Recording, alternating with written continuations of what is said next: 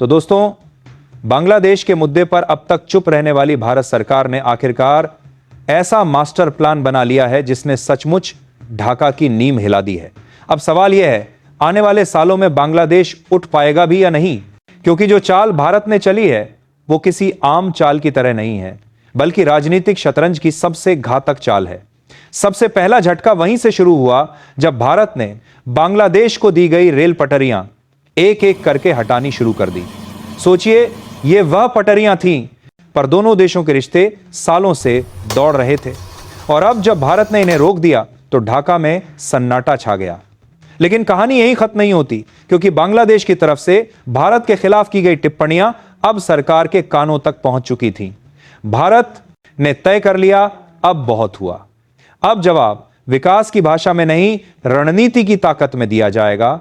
भारत ने north east राज्यों को जोड़ने के लिए नए नए रास्ते तैयार करने शुरू कर दिए हैं, और इसका मतलब साफ है, अब सिलीगुड़ी कॉरिडोर सिर्फ एक रास्ता नहीं रहेगा, बल्कि उसे मिलिट्री बेस की तरह इस्तेमाल किया जाएगा।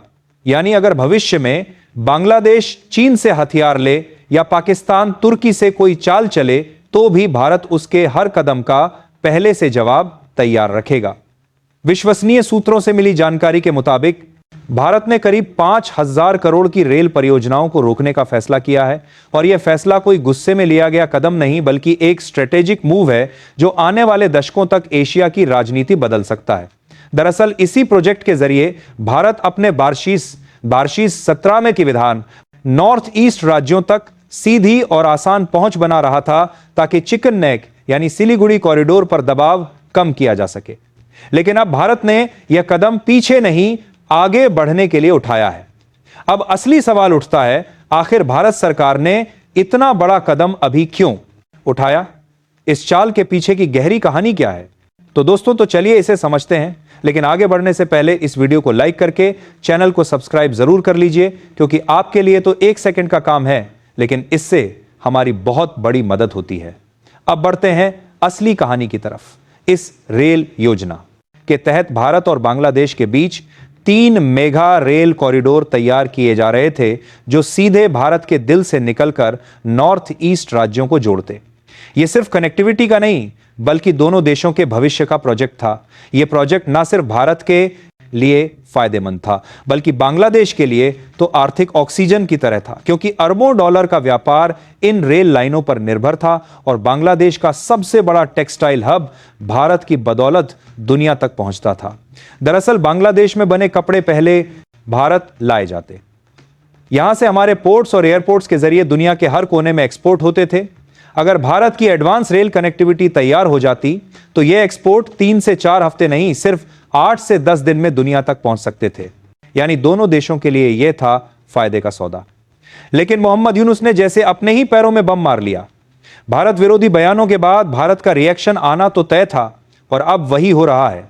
भारत ने कपास की सप्लाई बंद करने के साथ साथ उन सभी प्रोजेक्ट्स को सस्पेंड कर दिया जो ढाका की अर्थव्यवस्था को मजबूत बना सकते थे। अब बात करते हैं उन 3 बड़े प्रोजेक्ट्स की जिन पर भारत का यह मास्टर स्ट्रोक पड़ा। सबसे पहला project Akhaura Agartala cross border rail link. करीब 12.5 किलोमीटर लंबा यह प्रोजेक्ट भारत और बांग्लादेश दोनों के लिए बेहद अहम था। इसमें 6.78 किमी का हिस्सा बांग्लादेश में था, और 5.5 किमी भारत के त्रिपुरा राज्य में। भारत इस पर लगभग 400 करोड़ खर्च करने वाला था, ताकि नॉर्थ ईस्ट की कनेक्टिविटी को एक नई रफ्तार दी जा सके।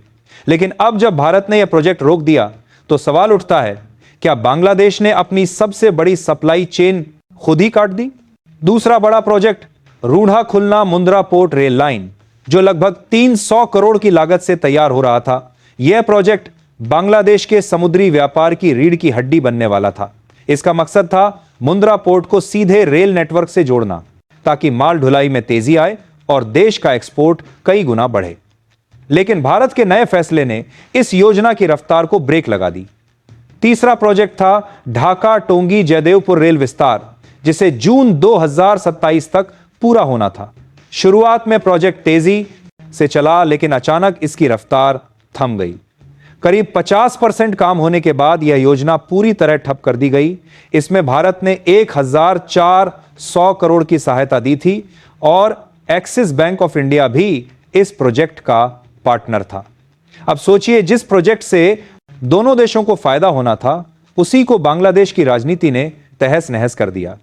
लेकिन ठहरिए, बात यहीं खत्म नहीं होती। इन 3 प्रोजेक्ट्स के अलावा भी 5 और रेल मार्ग प्रस्तावित थे। उनके सर्वे, डीपीआर और तकनीकी जांच लगभग पूरी हो चुकी थी। बस काम शुरू होना बाकी था कि तभी भारत ने सभी 8 प्रोजेक्ट्स को सस्पेंड करने का फैसला कर लिया। 3 चल रहे, 5 शुरू होने वाले सब के सब रोक दिए गए और अब भारत ने अपने नॉर्थ ईस्ट को जोड़ने के लिए नया गेम प्लान बना लिया है। अब आने वाले समय में 3 से 4 नए रेल और रोड कॉरिडोर तैयार होंगे, जो नेपाल, सिक्किम और भूटान से होते हुए सीधे नॉर्थ ईस्ट तक जाएंगे। यह है वह कदम जिसने बांग्लादेश को हिला कर रख दिया है, क्योंकि अब भारत का चिकन नेक सिर्फ एक रास्ता नहीं बल्कि सुरक्षा कवच बन चुका है। तो दोस्तों, अब कहानी पहुंच गई है उस मोड़ पर जहां भारत ने अपनी अगली चाल चल दी है। एक ऐसी चाल जो बांग्लादेश ही नहीं बल्कि पूरी दुनिया को हैरान कर रही है। भारत अब नॉर्थ ईस्ट राज्यों को जोड़ने के लिए 3 से 4 नए रेल और रोड कॉरिडोर तैयार करने में जुट गया है। यह कॉरिडोर सीधे नेपाल, सिक्किम और भूटान से होते हुए नॉर्थ ईस्ट तक जाएंगे। और इसका मतलब साफ है, अब भारत को अपने विकास और सुरक्षा के लिए किसी तीसरे देश पर निर्भर नहीं रहना पड़ेगा। सुनने में भले यह एक कंस्ट्रक्शन प्रोजेक्ट लगे, लेकिन दरअसल यह है एक जियोपॉलिटिकल रिवॉल्यूशन, क्योंकि यह योजना एशिया के नक्शे पर भारत की पकड़ को एक नए स्तर पर पहुंचाने वाली है। इस कदम के बाद भारत का मशहूर चिकन नेक, जो अब तक देश के नॉर्थ ईस्ट हिस्से को बाकी भारत से जोड़ने का एकमात्र रास्ता था, अब सिर्फ एक सिविलियन रूट नहीं रहेगा बल्कि इसे मिलिट्री ऑपरेशंस के लिए स्ट्रेटेजिक बेस में बदला जाएगा। सोचिए, अगर भविष्य में बांग्लादेश चीन या तुर्की से मिलकर कोई खेल खेले तो भारत के पास अब वैकल्पिक रास्ते पहले से ही तैयार होंगे। यानी बांग्लादेश चाहे जो भी करे, भारत की कनेक्टिविटी और सुरक्षा कभी बाधित नहीं होगी। और सबसे दिलचस्प बात, इस नई योजना में भूटान की भूमिका बेहद अहम है, क्योंकि भूटान के पास ना कोई विवाद है, ना कोई राजनीतिक अस्थिरता, बल्कि भारत के साथ उसके रिश्ते पहाड़ों जितने मजबूत हैं। भूटान के जरिए बनने वाले इन कॉरिडोर से भारत को न सिर्फ नॉर्थ ईस्ट तक आसान पहुंच मिलेगी, बल्कि भूटान की मैन्युफैक्चरिंग और टूरिज्म इंडस्ट्री को भी भारत के बाजारों से ग्लोबल कनेक्शन मिलेगा।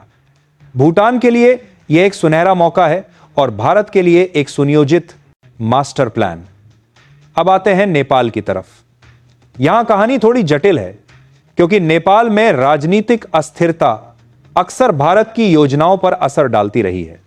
वहां की सरकारों का बार बार बदलना, कभी चीन के पक्ष में झुकाव और कभी भारत के इस प्रोजेक्ट के लिए सबसे बड़ी चुनौती बन सकता है। लेकिन फिर भी नेपाल को इससे मिलने वाले फायदे इतने बड़े हैं कि वह ना कह नहीं पाएगा। रेल प्रोजेक्ट से नेपाल के ट्रेड रूट खुलेंगे, टूरिज्म बढ़ेगा और रोजगार के नए रास्ते बनेंगे। यानी चाहे थोड़ा वक्त लगे, पर यह प्रोजेक्ट हरी झंडी जरूर पाएगा। अब जरा सोचिए, अगर यह नया नेटवर्क तैयार हो गया तो भारत के पास कम से कम 3 वैकल्पिक रास्ते होंगे अपने नॉर्थ ईस्ट को जोड़ने के लिए। और इसका मतलब है कि अब कोई देश, चाहे वह बांग्लादेश हो, चीन हो या कोई तीसरा, भारत की सप्लाई चेन को बंधक नहीं बना पाएगा। दोस्तों, इस पूरे मुद्दे को लेकर आप लोगों की क्या राय है, नीचे कमेंट करके जरूर बताएं। तो अगर आप हमारी मेहनत को सपोर्ट करना चाहो तो वीडियो को लाइक और चैनल को सब्सक्राइब करके अपने दोस्तों से शेयर कर दें, ताकि उन्हें भी यह जानकारी मिल सके। जय श्री राम।